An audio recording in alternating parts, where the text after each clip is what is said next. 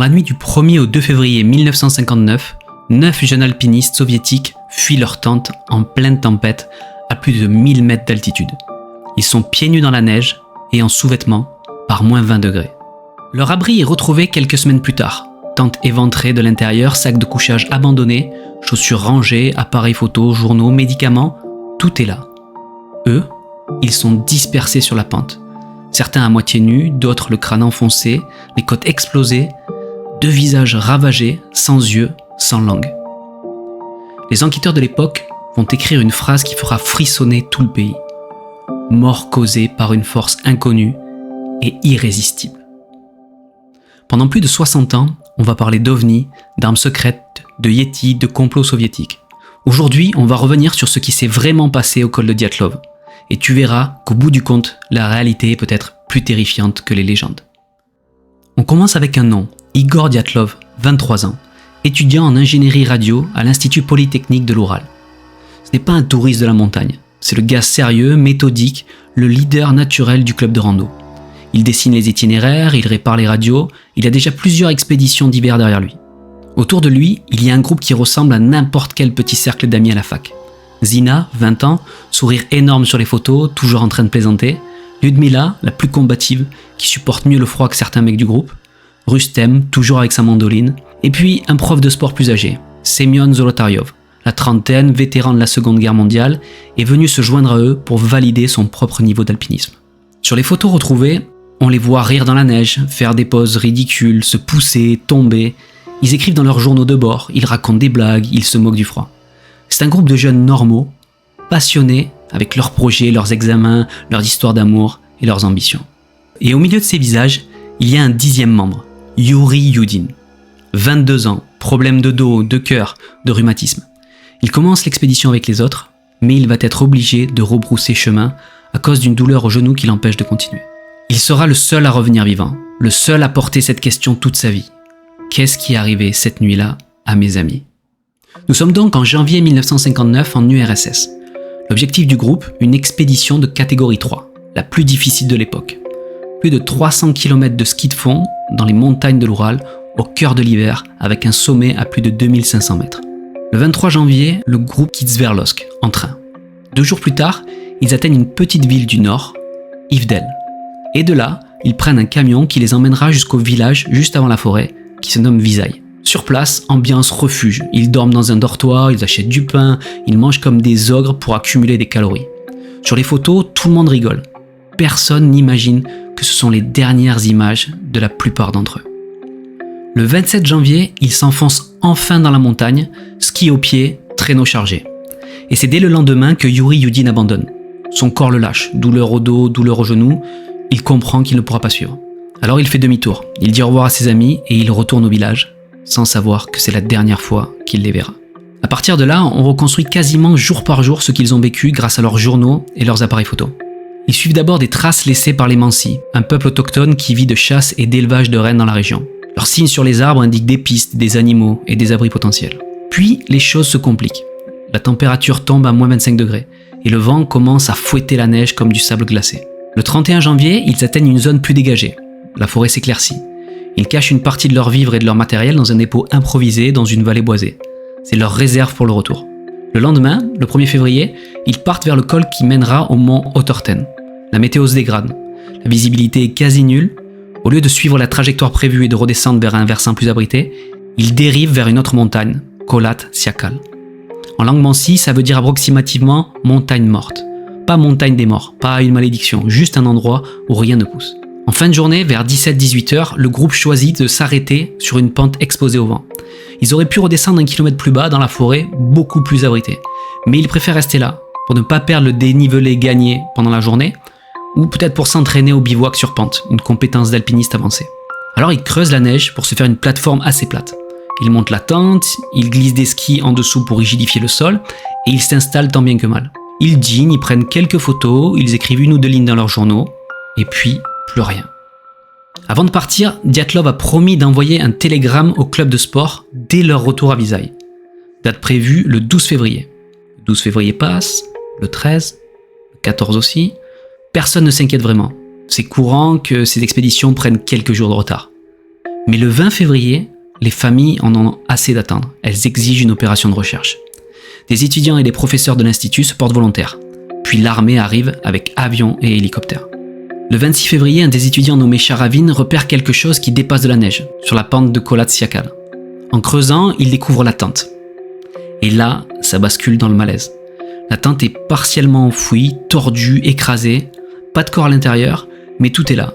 Bottes, vêtements chauds, sacs de couchage, médicaments, nourriture, appareils photo. L'analyse montrera que la toile a été découpée depuis l'intérieur. À côté de la tente, on relève 9 séries d'empreintes et de pas. Pas de traces de fuite en panique, des pas normaux, mais des gens presque nus, certains en chaussettes, d'autres avec une seule chaussure, certains pieds nus dans la neige. Ils suivent ces traces sur plus d'1 kilomètre jusqu'à la lisière de la forêt. Au pied d'un grand cèdre, les sauveteurs trouveront les restes d'un feu et 2 corps, pieds nus et en sous-vêtements. Les branches du cèdre sont brisées jusqu'à environ 5 mètres de hauteur. Quelqu'un a tenté de grimper, peut-être pour voir la tente ou pour pouvoir récupérer du bois.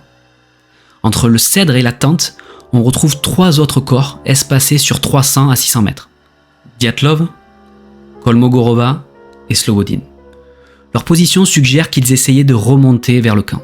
Les 4 derniers, on ne les trouvera que 2 mois plus tard, au mois de mai, sous 4 mètres de neige, dans un ravin près d'un ruisseau gelé, un peu plus loin dans la forêt. Là, les détails deviennent franchement dérangeants. Les 5 premiers semblent morts d'hypothermie, blessures superficielles, rien de mortel.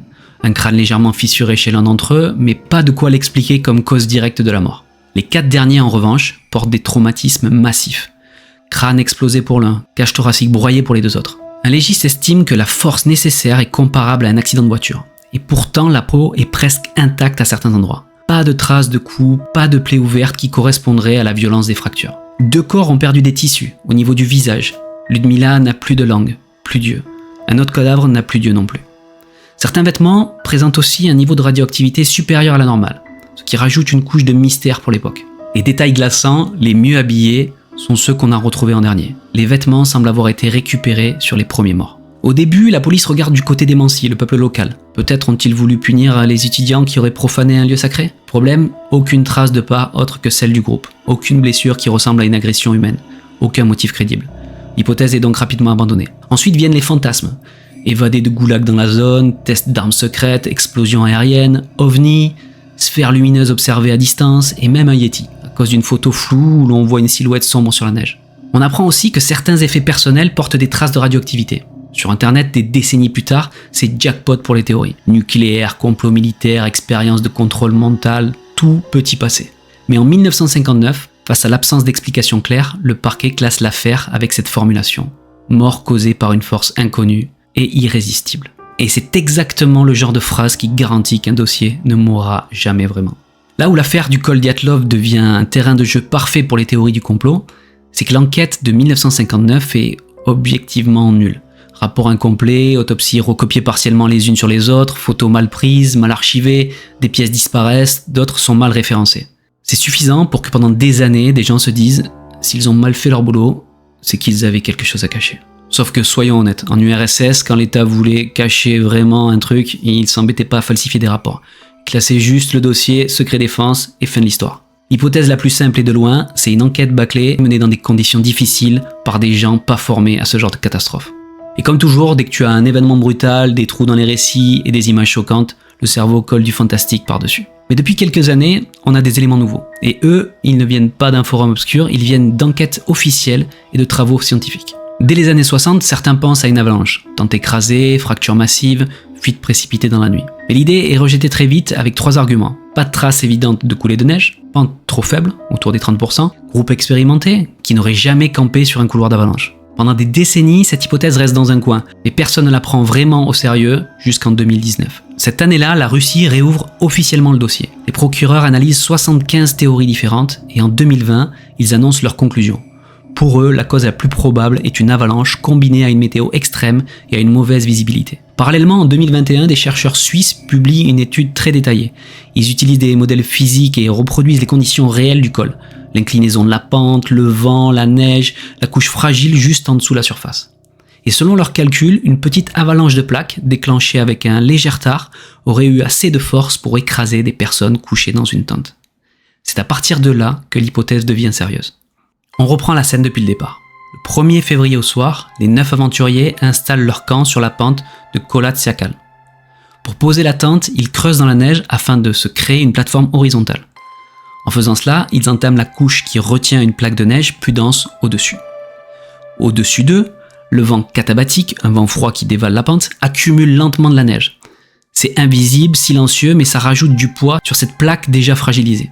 On n'est pas dans le cliché de l'avalanche hollywoodienne qui dévale toute la montagne. On parle d'un bloc de neige compact, de la taille d'une voiture, qui à un moment donné se décroche. Pour visualiser, imaginez une dalle de béton, mais faite de neige dure. Ce n'est pas quelque chose qui tombe, c'est quelque chose qui glisse. Comme un livre lourd posé sur une table inclinée, il ne coule pas, il avance d'un seul bloc. Et cette dalle, en glissant, elle vient écraser la tente et les corps qui se trouvent à l'intérieur. La toile s'affaisse, les corps sont plaqués au sol, certains incapables de se relever. Ils comprennent immédiatement qu'ils doivent sortir avant que la neige ne les écrase complètement. Alors, depuis l'intérieur, ceux qui peuvent encore bouger lacèrent la toile à coups de couteau pour se créer une ouverture. 2 membres du groupe qui n'étaient pas sous la toile au moment de l'impact se précipitent pour les aider.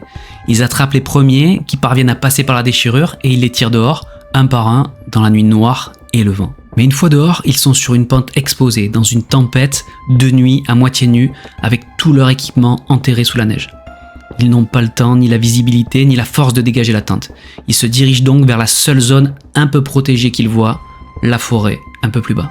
Ils parcourent environ 1,5 km jusqu'aux arbres. Et là, ils tentent d'allumer un feu au pied d'un cèdre. Mais le bois est humide, le vent est violent, le feu est faible, il ne suffit pas. Certains commencent à entrer dans une hypothermie avancée. On connaît un phénomène classique dans ce type de situation, le déshabillage paradoxal. Quand le corps gèle, la vasoconstriction se relâche, le sang revient un peu brutalement vers la peau, et la personne a l'impression d'avoir chaud et se déshabille, alors qu'elle est en train de mourir de froid. C'est une cruauté biologique ultime. Ton cerveau en train de s'éteindre t'envoie un dernier signal erroné, un mensonge chimique, j'ai trop chaud. Alors t'arraches tes vêtements pour te soulager et tu accélères ta propre fin. Les premiers meurent près du feu. Les survivants récupèrent leurs vêtements pour tenter de mieux se protéger. Un petit groupe essaie de retourner à la tente pour récupérer les sacs de couchage et le matériel. Ils n'y arriveront jamais. On retrouvera leurs corps éparpillés entre la forêt et le camp. Les 4 derniers s'enfoncent davantage en forêt et tentent de se construire un abri dans une dépression, au-dessus d'un petit ruisseau. La neige cède, ils tombent dans une sorte de ravin recouvert de neige et se retrouvent ensevelis sous 2 à 4 mètres. Le ruisseau continue à couler sous la neige. Quand on retrouvera ces 4 corps 2 mois plus tard, 2 visages ont passé des semaines dans l'eau glacée.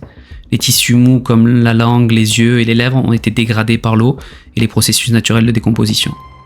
Ce n'est pas un rituel ni une mutilation, c'est juste ce que l'eau fait à des tissus humains au bout de plusieurs semaines.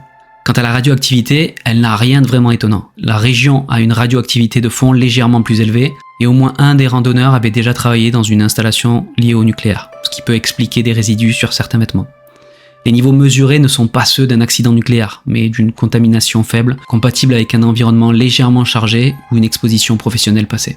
Et si on éclaire tout ça avec les études modernes sur les avalanches de plaques, les vents katabatiques et l'analyse officielle russe de 2020, on obtient un scénario de ce genre. Pas parfait à 100%, pas prouvé à 100%, mais cohérent sans avoir besoin de Yeti, d'OVNI ou d'armes expérimentales.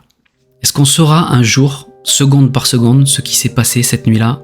La réponse est non. Personne n'a survécu pour témoigner. On ne saura jamais exactement ce qui a coupé la tente, qui a été écrasé en premier, qui a pris la décision de partir vers la forêt, qui a proposé de retourner chercher le matériel, qui a enlevé son manteau en croyant avoir chaud alors qu'il était en train de mourir.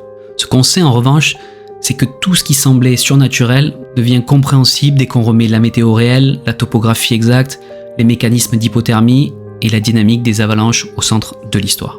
Et c'est peut-être ça le vrai malaise. On préfère parfois un monstre invisible ou un complot militaire à l'idée qu'un groupe de jeunes compétents, motivés, intelligents a simplement été broyé par une combinaison de mauvais choix, d'un mauvais endroit et d'une nuit où tout s'est retourné contre eux. Pendant des décennies, l'unique survivant, Yuri Yudin, a vécu avec la question « Pourquoi moi ? Pourquoi mon genou m'a lâché ce jour-là et qu'est-il vraiment arrivé à mes amis ?» Il a enterré ses compagnons, il a vu l'affaire devenir une légende, un film d'horreur, un jeu vidéo, mais derrière tout ça, pour lui, ça restait juste 9 visages, 9 voix, 9 personnes qu'il connaissait. Au final, on peut aligner les faits, les analyses, les hypothèses, on peut dire que tout cela a une explication logique. Ou peut-être pas. Parce qu'il reste ce vide, la minute exacte où quelque chose a poussé 9 personnes à sortir de leur tente, presque nues, en pleine nuit, dans un froid qui ne pardonne pas. Et cette minute-là, personne ne la connaît. Personne ne la connaîtra jamais. La vraie question n'est peut-être pas qu'est-ce qui les a tués. La vraie question c'est qu'est-ce qui fait qu'un seul instant suffit pour tout faire basculer.